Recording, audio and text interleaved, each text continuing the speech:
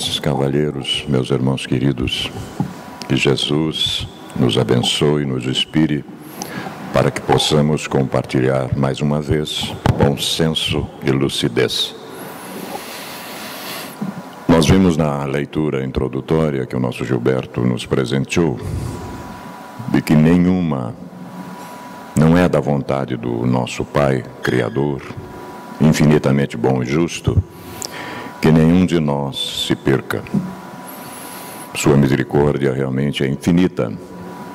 E nós vamos ver hoje uma história interessantíssima, que já, de primeira mão, desejo homenagear meu amigo querido que está aqui, porque ele é da área, nós vamos trabalhar algo em torno da área dele, Celson Luiz, tem muito tempo morando no nosso coração. E ele nos dá honra hoje, como tantos outros, de estar conosco nesta manhã maravilhosa. Amanhã nós daremos continuidade com a nossa proposição desses mini-seminários que, infelizmente, por razões diversas, no nosso próprio movimento regional, ainda não pegou gosto pela coisa. Este ano, a obra magistral O Céu e o Inferno, a Justiça Divina segundo o Espiritismo, comemora 150 anos da sua publicação. E quero deixar aqui bem acentuado, meus amados, esta obra foi deixada de lado. Ela é dividida em duas partes, ela tem toda a estrutura doutrinária e, em seguida, exemplos que nenhum de nós pode se isentar deles. Tem para todos nós, porque são as criaturas que desembarcam na dimensão espiritual que vêm narrar a sua história e como é que realmente estão do outro lado, né? Então, aqui tem exemplo para todo mundo. Então, nós estamos trabalhando por causa do seu Sesc Centenário, inclusive em março agora, a própria Federação Espírita do Paraná, na sua 17ª Conferência Estadual, vai trabalhar a própria obra. E esta obra está sendo resgatada no mundo inteiro neste ano. Esperamos que nos interessemos pela sua proposição, porque vai nos fazer um bem enorme.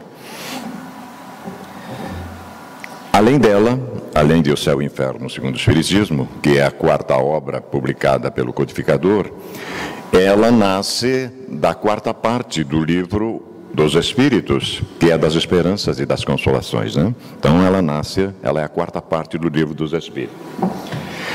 Quando a obra fez 130 anos, o benfeitor Camilo, através das mãos abençoadas do nosso querido Raul Teixeira, publicou Justiça e Amor. Então nós vamos trabalhar a segunda parte da proposição, a culpa acompanhando o culpado, fundamentado no Justiça e Amor. Mas Emmanuel também escreveu um livro, né, sobre o céu e o inferno, homenageando o seu centenário. Ele trabalha a Justiça Divina, né? Então tem uma outra obra que nós vamos trazer aqui amanhã também, para complementar as lições, embora elas sejam claríssimas, as lições que constam do céu e inferno. A evocação de Verger é um desses exemplos que tem no livro que nós trouxemos aqui para verificarmos as possibilidades que temos a partir desta lição, desse testemunho do Espírito do outro lado, que tem uma característica muito peculiar. Faz já 32 anos que somos albergados pelo carinho e pela ternura do Consolador prometido. Buscávamos desesperadamente nesta existência a razão da própria existência. Desde que reencarnamos em 1950, o imbuído de querer entender a razão de estarmos aqui. Só 32 anos depois é que chegamos à doutrina espírita. E aí a vida realmente fez sentido para nós, né? Às vezes a gente se incomodava de ter atrasado tão pouco e os benfeitores dizem, olha, tem tantos que ainda não chegaram e você está se queixando. Então trate de trabalhar, colocar as coisas em dias, porque ainda é possível, né, a gente realizar coisas extraordinárias na nossa vida, e isto é verdade. Bem, meus queridos, nós vamos seguir esse roteiro que nos propõe arrependimento, expiação e reparação. Esse roteiro é o perdão divino. Não adianta, a gente começa só a se arrepender, não funciona. Tem um período que a gente expia, não deveria ter feito, mas nós só vamos conseguir ter paz de consciência depois que repararmos essas coisas. O que poderá acontecer nas nossas tantas existências futuras, o ideal seria já agora, né? Luzes poderosas e assustadoras, o correto emprego do pensamento e da vontade, fundamental. O arrependimento nos vieses da tradição religiosa convencional e da psicologia profunda, que é a ciência espírita. A culpa siamesa, lixo inconsciencial, liberto, aprisiona, e algumas considerações finais. Há material aqui para dias de trabalho, mas nós queremos crer que em 50 minutos nós colocaremos uma síntese para que ganhemos o dia e repensemos nestas coisas sem sombra de dúvida. Premissa primeira, nosso fundamento inicial. Olha que coisa interessante. A gente já reparou que há muitos filmes e livros que descrevem o inferno teológico, mas quase nenhum descrevendo o céu, mesmo que teológico. Por que será? Né? A gente consegue pintar com cores fortes essa situação difícil, mas por que não as esferas superiores? Né? A gente vai ter que entender um pouquinho isso. E aí, o espírito superior, que aqui está caracterizado como um anjo, né? O anjo é aquele que já venceu todas as estruturas, já assimilou tudo que a esfera física possa oferecer. Ele está mostrando das razões de nós muitas vezes não conhecermos a esfera superior, porque nós estamos no processo de atingir esta meta, né? Então a gente não pinta o céu como pinta o inferno, a gente visita mais as esferas escuras, densas, né? Mas essas esferas não existem na realidade como lugar materializado. A gente vai ver que é uma projeção de nós mesmos dentro da lei de afinidade. Nós criamos verdadeiros infernos ou verdadeiros céus. Depende daquilo que nós projetamos. Por isso, da razão que os Espíritos falam, que tudo está no pensamento e na vontade. E é verdade isso, né? O nosso próprio governador espiritual, condutor do nosso processo evolutivo, nos diz o seguinte: da mesma forma, brilhe a vossa luz diante dos homens, para que vejam as vossas boas obras e glorifiquem vosso Pai que está nos céus. Isso Mateus 5,16. Em seguida, a candeia do corpo é o olho. Portanto, se o teu olho for simples, teu corpo inteiro será luminoso. Vejam que coisa. Obviamente que não estamos aqui se referindo ao olho físico. É a maneira como é que eu enxergo a própria vida, como é que eu projeto isso na própria vida, né? A proposta é brilhar a nossa luz interna. Tanto é que a nossa querida benfeitora Joana de Ângeles, 2006, me lembramos muito bem, esteve aqui o nosso Divaldo e fez um seminário sobre esta obra aqui, Iluminação Interior, né? E no prefácio da obra, a benfeitora diz o seguinte, 2006, né, muitos de nós não assimilamos a lição ainda. Na grande noite moral que se abate sobre o mundo terrestre, há deficiência de luz interior, o que proporciona comportamentos inconsequentes e desvairados, a tudo ameaçando e a quase tudo destruindo, né? O ser humano, embora vinculado a alguma denominação religiosa, aliás, os templos estão assim, 10% por cabeça, quem é que não quer, né? Por conveniência, por hábito, por formalismo, desligou-se da religiosidade, da reflexão em torno de si mesmo e da vida, preferindo as manifestações externas dos cultos em detrimento da renovação pessoal, sem ruído nem fantasia. Muita falta faz à humanidade o conhecimento real das palavras de Jesus, seus incomparáveis exemplos de amor e de solidariedade, maior aprofundamento em torno da sua estada entre as criaturas humanas. Fala-se muito do Cristo, mas colocar em prática as suas lições, aí é outro departamento. Então nós adoramos ainda o incenso, a estrutura do culto externo, né? Nós não estamos aqui fazendo crítica, meus irmãos, porque essas criaturas estão no seu nível consciencial. Mas é por esta razão que, saindo do templo, eu tenho uma fala lá dentro e aqui fora eu tenho uma outra atitude. E os espíritas também temos que colocar as barbas de molho, sem sombra de dúvida, porque nós temos um naco maior da verdade. E aquele que tem mais conhecimento dentro da lei consciencial será, sem dúvida, maior a sua responsabilidade, né? Avancemos.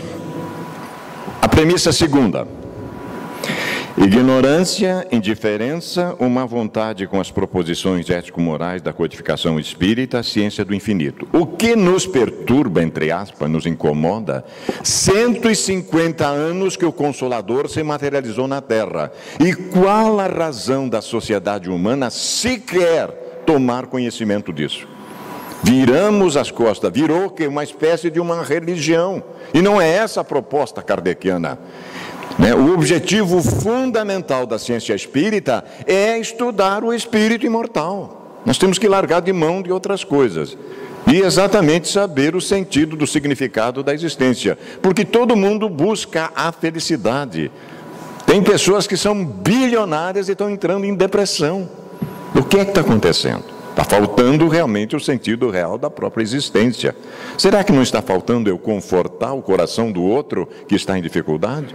Até quando eu vou nesse nível egóico procurando essa felicidade utópica que não existe no mundo material? A felicidade, sim, ela existe no caminho evolutivo da criatura. Porque um dia a felicidade será para nós saber todas as coisas, porque daí tomaremos as decisões e acertaremos sempre. Há felicidade maior do que tomar uma decisão ajustada, certa, para o nosso próprio bem e o bem coletivo? Os espíritos superiores sabem disso, né? Olhem só a nossa disposição, 157 anos de lucidez e bom senso. Sempre aconselhamos, inclusive nas sociedades espíritas que iniciam os seus grupos de estudo, o que é o espiritismo primeiro para o iniciante, para que depois ele adentre na codificação. E ainda tem de bônus todos os escritos do codificador, dele pessoal, escrito em 1890 em obras póstumas. Mas se não bastasse isso, há um laboratório fantástico, 12 anos de troca de informação do codificador com o público externo, 12 volumes da Revista Espírita. Quando nós soubermos isso, meus irmãos, meditarmos em torno disso, a gente vai dar um salto de qualidade excepcional. Faculdades morais e intelectuais do homem, da personalidade. Falemos um pouquinho disso, dessas dissonâncias, né? Vamos buscar subsídio, obviamente, na obra fundamental. Qual é a origem das qualidades morais boas ou más do homem? A personalidade. Que o eu superior projeta no mundo físico uma personalidade como estamos agora. Os senhores estão vendo o Vanin pela última vez. O Vanin desaparece como personalidade. Mas esse espírito aqui absorve toda a estrutura do conhecimento e retorna numa nova personalidade em condições mais favoráveis. Um novo desafio, uma nova prova, se já nos quitamos com as nossas expiações da retaguarda. E assim sucessivamente até atingir a plenitude. Leva milênios? Leva. O próprio Cristo, para se manifestar entre nós, leva em torno de 1800 anos restringindo a sua estrutura psíquica para se materializar entre nós. Esse foi o maior sacrifício de Jesus e nós o colocamos numa cruz e liberamos um bandido, liberamos um celerado e botamos um anjo numa cruz. Esse é o nosso pecado maior coletivo da sociedade humana que nos incomoda até hoje, né? Bem, qual é a origem então das qualidades morais boas ou más do homem? Personalidade. São as do espírito nele encarnado, porque quanto mais puro é esse espírito, tanto mais propenso ao bem é o homem. Ora, quanto mais intelectualizado eu sou, obviamente, eu sei discernir uma coisa da outra. E aí a responsabilidade é maior também. Seguir-se-á daí que o homem de bem é a encarnação de um bom espírito e o homem vicioso é de um espírito mau? Com ressalvas, sim. Mas dize antes que o homem vicioso é a encarnação de um espírito imperfeito. Por que o benfeitor diz isso? Pois, do contrário, poderias fazer crer na existência de espíritos sempre maus, a que chamais demônio. Aí estaria de acordo com a teologia convencional, né? Onde é que se viu? Anjo e demônio. E ficam os dois lutando para conquistar realmente a massa e a gente no meio disso. Será que o Criador não tinha outro lugar para colocar esse demônio? Coloca aqui na Terra? Né? Como é que fica isso? Uma coisa muito estranha. E a gente foi engolindo essas fantasias, esses mitos, essas loucuras, né? Além disso, não constitui obstáculo ao exercício do livre-arbítrio as predisposições instintivas que o homem já traz consigo ao renascer? As predisposições instintivas são as do espírito antes de reencarnar. Conforme seja este mais ou menos adiantado, elas podem arrastá-lo à prática de atos repreensíveis, no que será secundado pelos espíritos que simpatizam com essas disposições. Eu tanto sou potencializado para o bem, quanto para o equívoco. Depende daquilo que eu atraio. Não há, porém, e aqui é uma coisa para pensar, arrastamento irresistível, uma vez que se tenha a vontade de resistir. Há no livro dos Espíritos um lamento desses espíritos superiores quando eles dizem para nós: quão poucos de vós fazem mínimos esforços. O que vos falta é a vontade, né? A gente está acostumado, cristalizado com o hábito negativo, deixa isso para lá. Domingo de manhã, 9h30, escutar aquele doido, jamais, entendeu? Eu vou puxar um ronco. E assim está a humanidade, né? Desse jeito. Pode-se com utilidade orar por outrem? Será que funciona? O espírito de quem ora atua pela sua vontade de praticar o bem. Atrai a si, mediante a prece, os bons espíritos, e estes se associam ao bem que deseja fazer. O maior instrumento que nós temos de salvaguarda de nós mesmos é a oração. Estejamos aonde estiver. Estejamos no mundo físico, estejamos em dificuldade na dimensão espiritual, trate de orar. Porque senão você fica complicado no outro lado. Quando você realmente, que a oração saia do coração, você será atendido do outro lado. Porque os benfeitores nunca nos abandonam. Veja o próprio André Luiz, que ficou 8 anos batendo cabeça lá na dimensão espiritual. O pensamento e a vontade representam em nós um poder de ação que alcança muito além dos limites da nossa esfera corporal. A prece que façamos por outrem é um ato dessa vontade. Sempre no Espiritismo tem os porenzinhos. Se for ardente e sincera. Coração. Pode chamar em auxílio daquele por quem oramos os bons espíritos que lhe virão sugerir bons pensamentos. Sugerir, porque a decisão vai ser minha, né? E dar a força de que necessita em seu corpo e sua alma, mas ainda aqui a prece do coração é tudo, a dos lábios nada vale. Então, é a nota que o codificador colocou aqui na questão 662. Longe de mim está o coração desse povo, só me honra da boca para fora. E é assim, nós vivemos nos dias atuais de aparências. Nós mostramos para fora aquilo que ainda não somos, né? E isso tem nos custado noites e noites de insônia. Os espíritos, meus queridos, uma nota da Gênese, no último livro da codificação, atuam sobre os fluidos espirituais, não manipulando como os homens manipulam os gases, mas empregando o pensamento e a vontade. Para os espíritos, o pensamento e a vontade são o que é a mão para o homem. Vejam só. Então é bom a gente já ir treinando o pensamento. A benfeitora Joana de Ângeles chega a dizer no seu livro Atitudes Renovadas, que quando nós controlarmos os pensamentos, como fazem os monges no Tibete, vamos descobrir o fogo pela segunda vez, né? Então, pensamento é tudo, obviamente. Podemos fazê-lo sem sombra de dúvida, utilizar corretamente o pensamento e a vontade. Vamos analisar agora rapidamente o fato do Verger.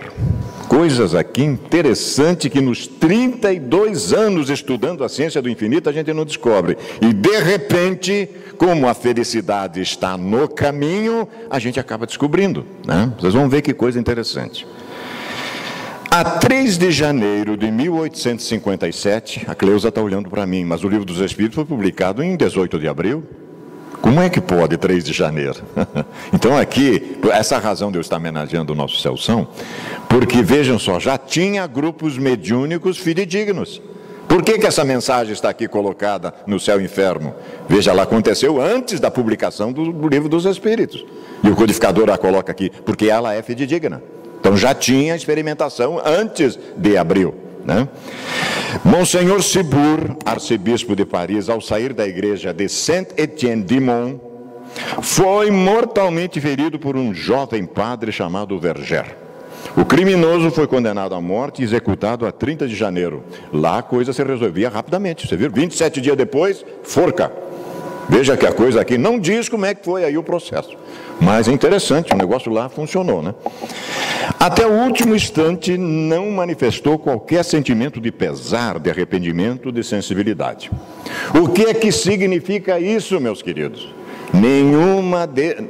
Não quero, Pai Criador, que nenhum desses pequeninos se perca. Jesus não estava se referindo a crianças, mas ao nível consciencial nosso infantil, espíritos infantis na retaguarda. Entendeu? Nenhuma. Isso aqui contraria exatamente o dogma religioso convencional. Não se arrependeu pelo sacerdote, pela convenção religiosa normal, ele está no inferno. E o cara é padre. O cara é padre, né? E aí nós vamos ver que por que o Espiritismo começa a mexer com a coisa. Que ele pode se arrepender depois, sim, e que a misericórdia divina funciona em qualquer plano da vida.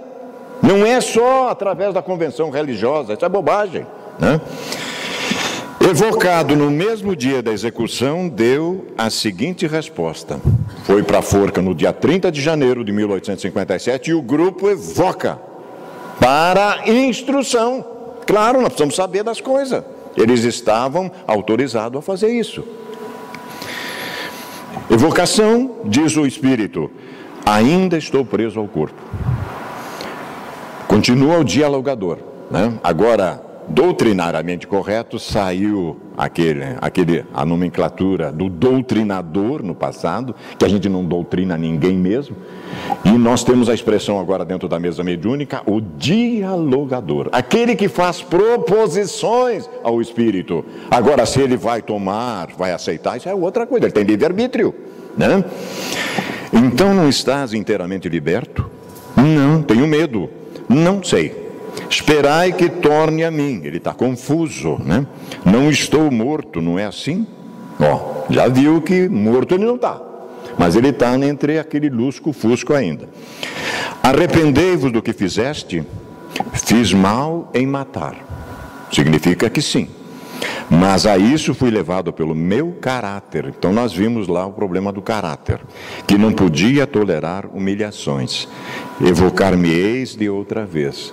Se tu não podes, meu querido irmão, tolerar humilhação neste mundo de expiações e provas, cuida-te, vá treinando isso, porque é uma constante de criaturas ainda pisando uma no pescoço das outras. Amanhã nós vamos abordar essa questão. O cara era dono de castelos no sul da Alemanha, na Bavária, e fazia horrores. Na encarnação seguinte, ele foi se hospedar na estrebaria do castelo que era dele. É vingança da lei? Não, é para que a gente aprenda a valorizar a coisa, sem dúvida. E aqui não foge a regra. Por que vos retirais? Se o visse, muito me atemorizaria pelo receio de que me fizesse outro tanto. Olha aí, ó, era a lei de Italião. Fez, levou. Desse jeito. Então fazia parte da cultura, olho por olho, dente por dente ainda, né? Mas nada tendes a temer, diz o dialogador, uma vez que está separado do corpo físico. Renunciai a qualquer inquietação que não é razoável agora, tentando acalmar o espírito. Que quereis, diz ele? Acaso sois senhor das vossas impressões? Você consegue se dominar? Né? A consciência fica cobrando. Quanto a mim, não sei onde estou doido. Né? Então o fator da perturbação é muito complicado. Esforçai-vos por ser calmo. Não posso, porque estou louco. Esperai que vou invocar toda a minha lucidez. Que ele pediu, dá um tempo para mim, para que eu consiga concatenar as minhas ideias, né? Se orasseis, a proposta extraordinária, a prece, talvez pudesse concentrar os vossos pensamentos, né? Intimido-me, não me atrevo a orar. Nós estamos falando aqui de um sacerdote. Esse é o detalhe. Orai que grande é a misericórdia de Deus, oraremos convosco, né? Lembro-me de uma passagem que não tinha jeito de resolver a dureza de coração daquela entidade, que jurou que não ia perdoar de jeito nenhum.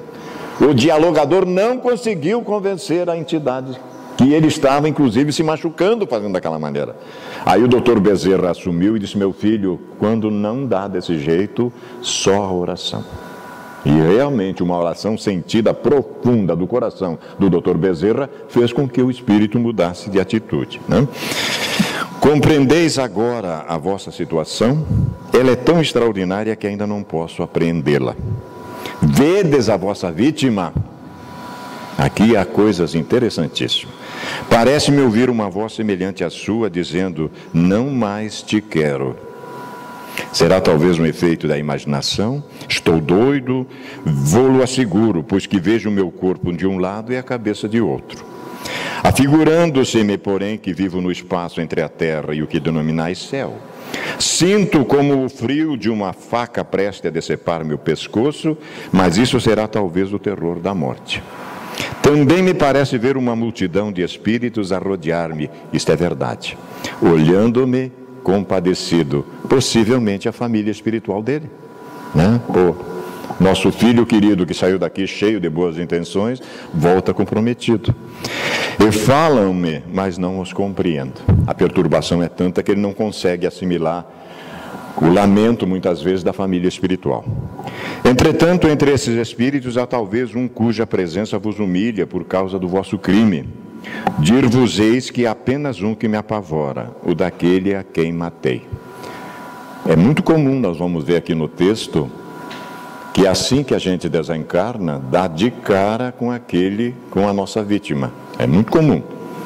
Há exceções, obviamente, como nós vamos ver aqui. Há um caso que nós fomos atender na 15ª aqui, de um jovem que estava pirando lá dentro, porque ele não conseguia dormir. Assim que ele saía do corpo, aquele irmão que ele tirou a vida física aqui no acerto, ou desacerto que eles tiveram dentro do tráfico de drogas, ele saía do corpo, o outro estava esperando ele, querendo ir no pescoço dele. E ele voltava correndo para o corpo. Pesadelo em cima de pesadelo. Aí diz, olha, nós vamos tentar evocar o espírito, conversar com ele, para ver o que pode ser feito. E você trate de pedir perdão. E da próxima vez que você tiver um adversário, você não tire a vida dele, deixe ele aqui. Você libertou ele para o outro lado e ele não te perdoou. Então isso é muito comum, meus irmãos. Muito comum, nós vamos ver como isso é verdade. Lembrai-vos das anteriores existências? Não, estou indeciso, acreditando sonhar. Ainda uma vez preciso tornar a mim. Ele ainda não estava bem com o equilíbrio. 3 dias depois, né? Reconhecei-vos melhor agora, nova evocação. Já sei que não mais pertenço a esse mundo e não o deploro. Pesa-me o que fiz, porém estou mais livre. Sei a mais que há uma série de encarnações que nos dão conhecimentos úteis, a fim de nos tornarmos tão perfeitos quanto possível a criatura humana, né? A perfeição relativa. Sois punido pelo crime que cometestes? Sim, lamento o que fiz, e isso faz-me sofrer. Olha só, arrependimento, expiação. O que é que está faltando?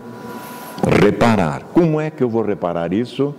Aqui se faz, aqui se paga, não é isso que a gente diz por aí? Então, né? Qual a vossa punição? Sou punido porque tenho consciência da minha falta e para ela peço perdão a Deus. Será que Deus perdoa? Será que Deus castiga? A misericórdia divina é neutra, sem dúvida. Ama apenas. Vanim, meu querido, nova existência para você, né? Nova aprovação, agravada pelo que você deixou de fazer. Então vai ser um reforço maior. Bem, sou punido porque reconheço a minha descrença nesse Deus, sabendo agora que não devemos abreviar os dias de vida de nossos irmãos. Ah, é? Eu não sabia antes? Será que eu não sabia antes? Sou punido pelo remorso de haver adiado o meu progresso, enveredando por caminho errado, sem ouvir o grito da própria consciência, que me dizia não ser pelo assassínio que alcançaria o meu desiderato, o meu objetivo. Claro que não é. Claro que não é. A lei é de amor. Não funciona assim. Deixei-me dominar pela inveja e pelo orgulho, humilhações que ele lá não suportou, por isso ele tirou a vida do superior dele, né? Enganei-me e arrependo-me, pois o homem deve esforçar-se sempre por dominar as más paixões, o que aliás não fiz. Irmãos queridos, a maior vitória que o ser humano possa obter é sobre si mesmo. É dobrar-se a alma e vencer em si as suas más inclinações. Essa é a proposta. É uma luta interior. Nós não temos adversários externos. Não temos. O mal que me intentam fazer é problema de quem tenta. Eu que não recebo essa loucura. A proposta crística é que se baterem numa, faça e dê a outra. Não se referia a Jesus à pancadaria física, mas a força de vontade de suplantar estas questões, obviamente. Qual então a vossa sensação quando vos evocamos? De prazer e de temor. Por isso que não sou mau, sou imperfeito. Ele tá trabalhando isso. Em que consiste tal prazer e tal temor? Olha como o grupo era excepcional. E uma coisa ia chamando a outra. Prazer de conversar com os homens e poder, em parte, reparar as minhas faltas confessando-as. E temor que não posso definir, um quê de vergonha por ter sido um assassino. Primeira coisa que ressalta, né? Em uma existência pregressa, na loucura da bebedeira, da farra, tiramos a vida física de um irmão muito querido realmente. Aquilo nos incomodou a existência inteira. Ao regressarmos para o mundo espiritual, que menos dia mais dias nós temos prazo de validade no corpo, adivinha quem veio nos abrir os olhos do outro lado? Aquela criatura que nós achávamos que não iria nos perdoar. Veio, nos abraçou e seguimos adiante. A gente queria morrer de novo, mas aí já estava do outro lado, né? Aí já estava do outro lado. Morrer de que jeito, né? Bem, desejais reencarnar na Terra, retornar ao mundo físico? Até eu peço, detalhe, gênero de prova somos nós que pedimos. Somos nós que pedimos. E desejo achar-me constantemente exposto ao assassínio, provando-lhe o temor. Se eu tenho tendência realmente para essa loucura, eu tenho que renascer num meio que me proporcione isso. Como é que eu vou ser provado se não for assim? Eu não posso reencarnar no meio de anjo, né? Eu tenho que reencarnar num meio em que me propicia. Por isso essas bolas que existem no universo são solidárias. Se a Terra não comporta mais isso, a misericórdia divina me recambia para um mundo equivalente. Tudo é solidário no universo, né? Começamos simples e ignorantes e vamos à plenitude, né? Lá nas formas primárias até o arcanjo, como diz a questão 540 do Livro dos Espíritos. Obviamente que para ficar completo, o que é que fez o grupo? Evocou o Monsenhor Cibur. Lógico, agora, né? Evocou, irmão. Monsenhor Cibur, evocado, disse que perdoava o assassino e orava para que ele se arrependesse. O que aconteceu? Disse mais que, posto estivesse presente a sua evocação, ele estava presente, só que não se mostrou. Não se lhe tinha mostrado para não lhe aumentar os sofrimentos, porquanto o receio de o ver já era um sintoma de remorso e já era um castigo. Só o receio bastava. Olha o que faz o espírito em nível mais evoluído. Assim como nós desejamos não justiça para aquele que está engendrado em algum crime. Nós queremos vingança, porque o ideal nosso seria colocar inclusive a faca na ferida. Não, ele está purgando, ele tem que ir até o fim. A misericórdia divina não pensa dessa maneira. Basta que eu assimilei a culpa e comecei a me modificar, a pena é cancelada. Ele já sabe, que a divindade enxerga além da nossa proposição. Nós somos ainda muito pequeninos. O homem que mata, perguntaram a ele, sabe que ao escolher nova existência nela se tornará assassino? Será?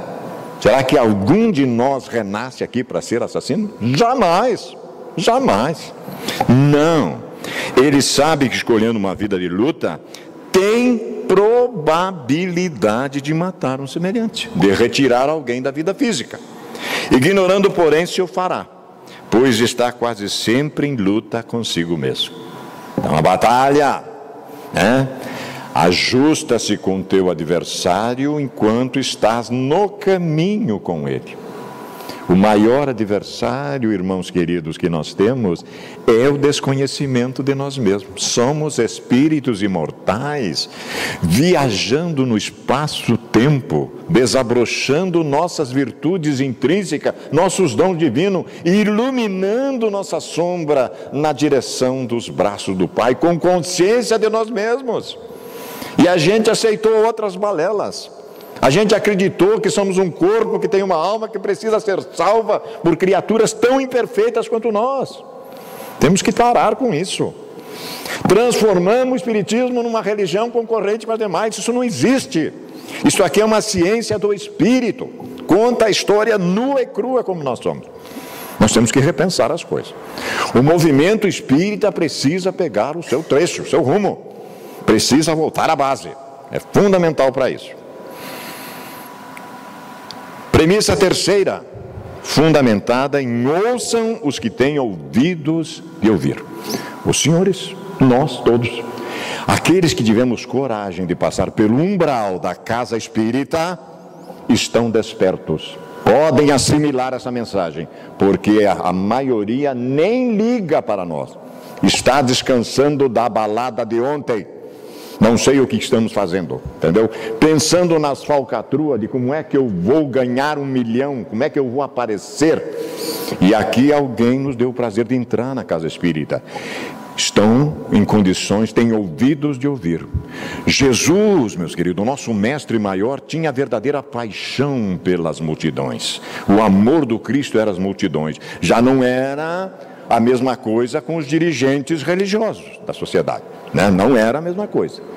Então, no meio da massa, o Cristo sabia que já tinha alguns com condições superiores de passar a mensagem dele para frente. Por isso ele dizia, terminava o discurso, ouçam os que têm ouvido de ouvir, vejam os que têm olhos de ver.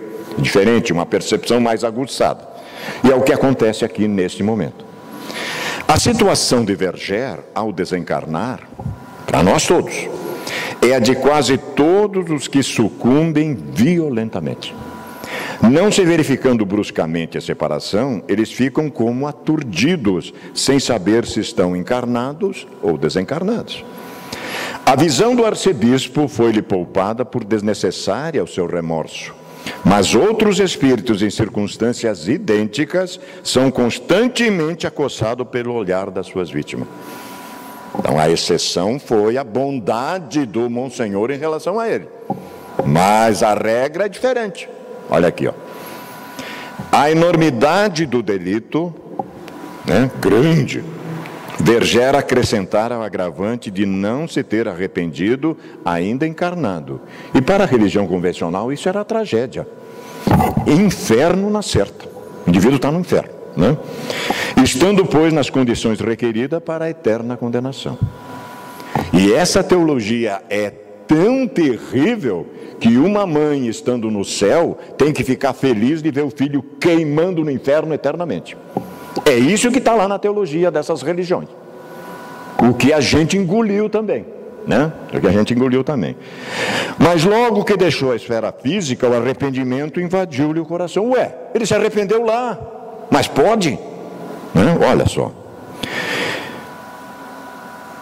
O arrependimento invadiu-lhe o coração e, repudiando o passado, deseja sinceramente repará-lo. Como é que faz então? A isso não o impele a demasia do sofrimento, visto que nem mesmo teve tempo para sofrer, mas o alarme dessa consciência desprezada durante a vida e que ora se lhe faz ouvir. Ele está espiando, ele arrependeu-se, está espiando. O que é que está faltando? O terceiro passo. Por que não considerar, diz o codificador, o bom senso encarnado? O bom senso encarnado. Por que não considerar valioso esse arrependimento? Por que admiti-lo dia antes como salvante do inferno e depois não? E por que, finalmente, o Deus misericordioso para o penitente na existência física deixaria de o ser por questão de hora mais tarde na esfera espiritual? Mas que Deus é esse? Né? Deus não é Deus de mortos, é Deus de vivos, aonde eu estiver. Então, veja só, é o controle, é o poder das mentes dessas criaturas e nós estamos aceitando. Está todo mundo aí acreditando em milagres, que vai vir uma nave, vai me levar para nosso lar, não sei para... Bobagem, pura bobagem. Mas em tese geral, pode-se dizer, cada um é punido. Onde nós vira a expressão punida no contexto da época, troquemos pela expressão reeducação, né? Por aquilo em que realmente transgrediu. Assim é que uns o são pela visão incessante do mal que fizeram, outros pelo pesar, pelo temor, pela vergonha, ele tinha vergonha, pela dúvida, pelo insulamento, pelas trevas, pela separação dos entes que lhe são caros. Estavam em volta dele, a família espiritual, e ele separado da família. Se nós tivéssemos feito bem, um daqueles membros estava nos abraçando. Venha, meu querido, vamos seguir para a nossa esfera espiritual. Enquanto isso, eles não podiam fazer. Não podiam, tem que respeitar exatamente a situação dele. Ele não aprendeu a lição, ele tem que retornar para aprender. E muitas vezes a família quer evoluir no grupo todo e fica um membro seu para trás. E isso a gente sofre no mundo espiritual também. Pô, não tem jeito, ele não assimila a coisa, né? E a gente fica desse jeito aí, não sabe para onde pegar, né? Qual é a estrada que a gente vai pegar? Fora para causar admiração a rápida mudança, algumas vezes operada nas ideias de um criminoso, endurecido, impenitente, até a desencarnação. Se o transpasse lhe não fosse também bastante, às vezes para reconhecer toda a iniquidade da sua conduta. Contudo, esse resultado está longe de ser geral, o que daria, em consequência, o não haver espíritos maus. O arrependimento é muitas vezes tardio, e daí a dilatação do castigo, a consciência de culpa ampliada, né? Então, foi o que aconteceu. Poderia arrepender-se aqui, já estava ganhando tempo, pois se arrepender do lado de lá. A obstinação no mal, na existência física, provém às vezes do orgulho de quem recusa submeter-se e confessar os próprios erros. Visto estar o homem sujeito à influência da matéria, que lançando-lhe um véu sobre as percepções espirituais, o fascina e o desvaira. É engraçado, eu jogo todas as minhas fichas no mundo físico e vou deixar as coisas aqui. E quando eu deveria realmente desenvolver os meus valores ético-morais, que vou levar comigo, já que eu sou espírito imortal, né? Roto, retirado esse véu, súbita luz o aclara, e ele se encontra senhor da sua razão. A manifestação imediata de melhores sentimentos é sempre indício de um progresso moral realizado, que apenas aguarda uma circunstância favorável para se revelar, ao passo que a persistência mais ou menos longa no mal, depois da desencarnação, é incontestavelmente a prova de atraso do espírito, no qual os instintos materiais atrofiam o germe do bem, de modo a lhe serem precisas novas provações para se corrigir. Então esse é o perdão divino. Então nós tiramos isso lá da obra, né, O Céu e o Inferno, no capítulo 6º, criminosos arrependidos. Tem uma modalidade lá de criminosos arrependidos e o Verger está nesses aqui. A premissa quarta, fundamentada em semeadura e colheita. Importante não nos esqueçamos de que a culpa acompanhará o culpado sempre, até que consiga dela libertar-se, seja pelas realizações do excelso bem, dupla opção. Seja pela transformação das energias grosseiras e perturbadoras, pelos filtros do sofrimento reparador. Nós decidimos se queremos ir trabalhar no bem ou se queremos sofrimento. A dor é inerente ao processo evolutivo do ser humano. Ninguém escapa da dor, ninguém. Mas o sofrimento é opcional, é outra história. Apoiemo-nos nos ensinamentos do Cristo ao afirmar que o homem bom retira o bem do bom tesouro do seu coração, enquanto que o homem mau do mau tesouro do seu coração retira o mal. Daí pode-se compreender que, por maiores sejam a influenciações para o bem ou para o mal, sofridas por alguém, esse alguém dará maior ou menor importância em função das suas bagagens interiores, das suas inclinações mais ou menos enobrecidas. Disso resultando não haver arrastamento irresistível, nem para o erro, nem para o acerto, restando mesmo o livre-arbítrio como instrumento da mais íntima vontade. Mas beleza, isso já é o texto do benfeitor Camilo. Constata-se, então, sem dificuldade, que ninguém consegue fugir da própria sementeira. Procurem verificar se essas religiões convencionais abordam a cada um segundo suas obras. Bobagem, não abordam. Com Deus não se brinca. Aquilo mesmo que o homem semear, aquilo mesmo colherá. Paulo, Gálatas 6:7, não falam, porque aí está a lei de causa e efeito, né?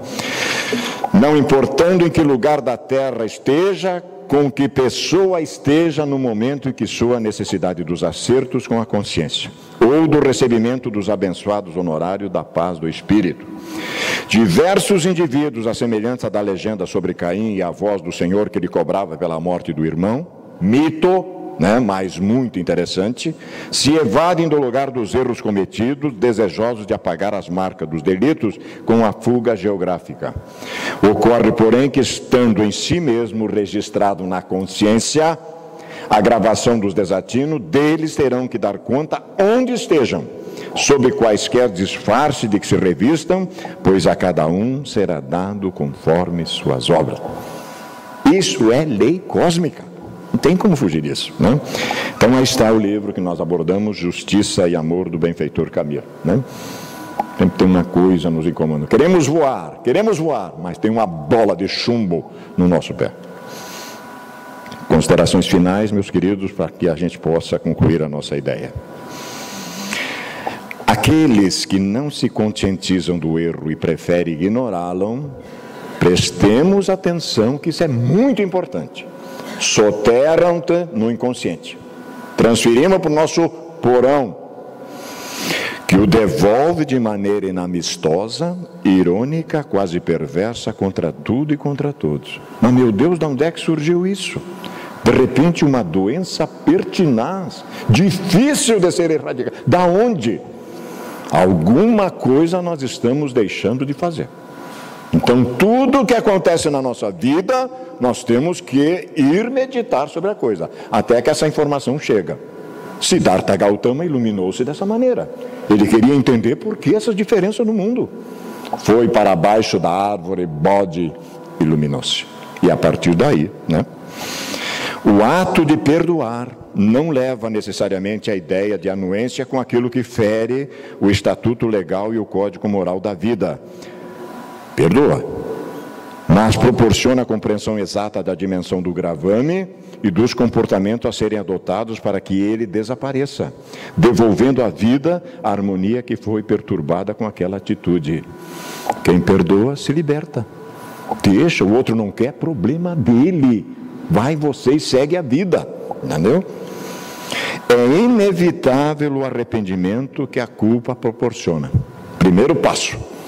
Mas também faculta o sofrimento expiatório, segundo passo, em relação ao engano, fase inicial do processo do terceiro passo, reparação. Não será necessário que se prolongue por um largo período esse fenômeno emocional, a fim de que não se transforme em masoquismo desnecessário e perturbador, gerando autocompaixão e autopunição. Então a divindade analisa, basta, ele já assimilou. Ele já vai mudar de vida, não precisa ir até o fim. Embora a proposta crística mande que seja até o fim. Em tese, essas coisas vão se modificando.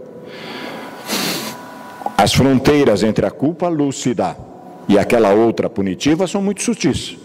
E quando não recebe uma análise honesta, confunde-se em um tumulto entre o desejo de ser livre e de ficar aprisionado, até a extinção do mal praticado.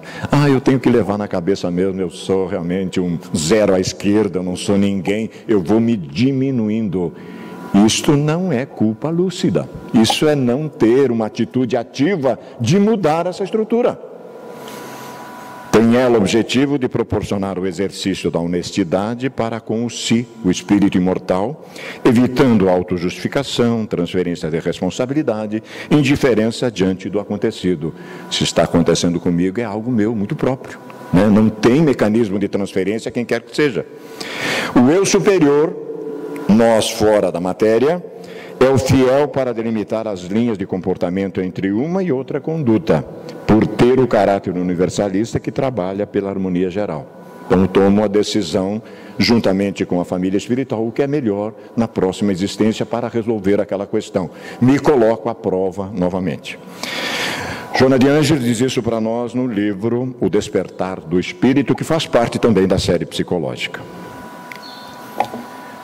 Próximo do final, se alguém te ofende, meu querido, ferindo os teus sentimentos, enfloresce teu coração com amor e perdoa. Se alguém se diz por ti ofendido, apresentando mágoas, reclama teu pensamento de luzes em forma de entendimento e solicita que te perdoe. Não adies a oportunidade de desculpar, nem atrases o momento de pedir desculpa. O momento é agora. Nós vivemos agora. Não deixa passar. A carne, o corpo físico é oportunidade sublime e breve. Passa muito rapidamente. Esses dias, rapidamente, um parênteses aqui, o menino Regis Vieira Teresiano, que me deixa de cabelo em pé, quando ele propõe as teses dele. Fazia uma palestra e ele evocou, há 2, 3 semanas atrás, a revista Veja colocou lá que nós estamos vivendo no corpo, em média, 74 anos. Aqui no Brasil. Aí eu dei um pulo na cadeira, acordei, eu estava meio dormindo, acordei. Eu digo, meu Deus, eu tenho 64, eu só tenho 10 e não fiz nada. Dá o que pensar. Depois da aduana em que o corpo se consome em cinza e lama, a consciência desperta cintilante e lúcida. Olha aí, ó. Para mais, para menos. Azorragando, amaldiçoando ou abençoando. E só então você pode ter ideia, meus queridos, do valor de um minuto gasto na tarefa bondade. É só pedir trabalho ali para a dona Cleusa. Ela direciona as pessoas aqui. Nós temos trabalho aqui na sociedade, né? Ou de um momento na sementeira versão. A gente que sabe. Se desejas o céu da consciência tranquila em porto de luz, olha só, o céu da consciência tranquila, envolve-te inalando o Cordeiro de Deus e alcatifa a tua senda com os dosséis da humildade, última virtude que nós vamos assimilar, do amor e da caridade, seguindo imperturbável até a hora da desencarnação. Nem Divaldo escapou, mas nem Divaldo. A benfeitora querida disse a ele, meu filho, vivas de tal maneira que quando tu partires, alguém vai dizer, por aqui passou um anjo, deixou um rastro de luz. Essa é a nossa história. Essa é a nossa história. Tendo, todavia, embora as tuas melhores intenções, remordimentos íntimos, medita, e antes de fazer a oferenda no altar, a reforma íntima tão proposta pela doutrina espírita, consoante o ensinamento evangélico, vai fazer as pazes com teu adversário, amando-o como a um irmão. É preferível seres tu quem ama e perdoa, a carregares a carga odienta do remorso, por ter perdido a oportunidade de tranquilizar alguém, hoje em sofrimento por tua causa, por falta do acolhimento fraterno que lhe negaste. Dimensões da Verdade, o livro que o nosso Gilberto leu aqui, que a benfeitora escreveu através das mãos abençoadas do Divaldo, em 1965, a segunda obra da benfeitora.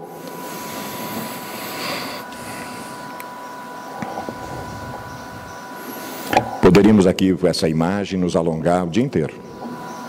Mas, ao ver essa cena, Judas, sem juízo, fala ao nosso mestre querido, Senhor, isso é um desperdício, esse perfume é caríssimo, Nós poderíamos vendê-lo e arrumarmos 300 dinheiro e dá-los aos pobres.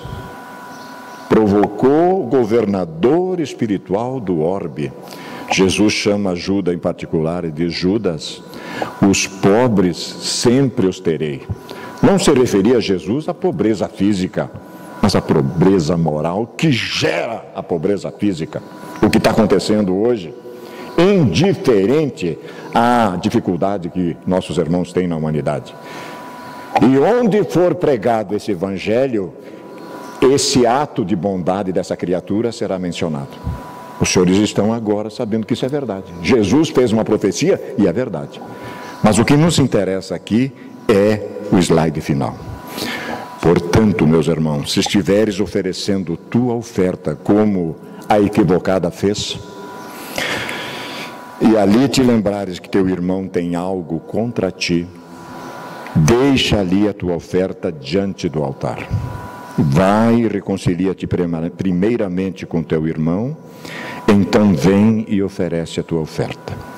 Sê benevolente depressa com teu adversário enquanto estás no caminho com ele, para que o adversário não te entregue ao juiz, e o juiz não te entregue ao oficial de justiça, e sejas lançado na prisão. Corpo físico, outra vez. Amém vos digo, confirmo-vos, de modo nenhum sairás dali até que restitua o último quadrante, 1/4 de um centavo. Nós vimos assim, meus queridos, finalizando, do que é que uma evocação de uma criatura pode nos proporcionar. Conhecimentos profundos, que se colocarmos em prática na nossa vida, vamos atingir realmente em breve esse objetivo tão sonhado nosso, que é retornarmos para casa, vencendo as nossas dificuldades, as nossas provações no mundo físico e projetando coisas maravilhosas para o futuro. Do fundo do nosso coração, pela alegria imensa de tê-los mais uma vez conosco, muita paz.